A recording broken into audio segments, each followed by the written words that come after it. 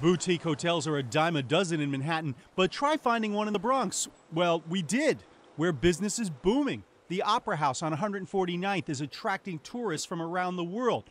How do they do it? General Manager Julio Vargas says it's simple. If you build it, they will come, and that's basically what happened with this hotel. They built it on what some are calling real estate's final frontier, the Bronx. The borough is home to new hotels, shopping malls, future ice rinks, even a Donald Trump golf course, and the MTA has plans to add 4 Metro North stops. The borough president says the Bronx is the place to be. This is not the Bronx of the 70s, 80s, and the early 90s. The borough is home to some of the city's most beautiful boulevards. Historians say the Grand Concourse was patterned after the Champs-Élysées in Paris, and back in the day attracted movie stars and athletes. What about this building here? Well, Babe Ruth lived here because the New York Yankees had taken out rooms. Yeah, a few blocks away from the stadium. A few blocks away from the stadium, but they kept rooms here for people all the way down to Mickey Mantle. Wow. But oddly, it was a Yankee World Series game in 1977 that went a long way towards bruising the Bronx's national reputation.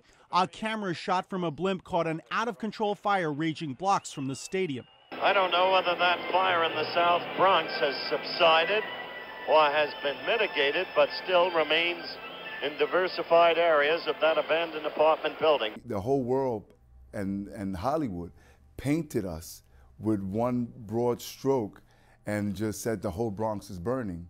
And that was just unfair. Diaz says nowadays places like Park Avenue in the Bronx are not burning but booming.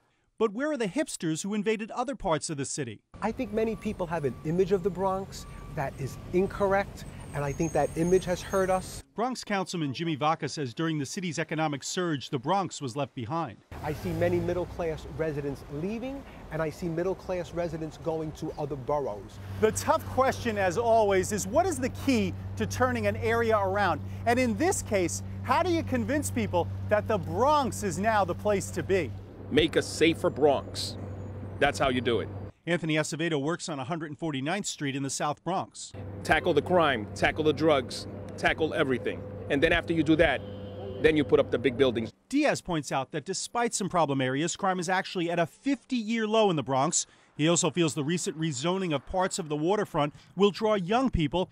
And don't forget the stadium and the zoo and the botanical garden. The landmass of the Bronx has 25% of its landmass in parkland. Nobody knows that.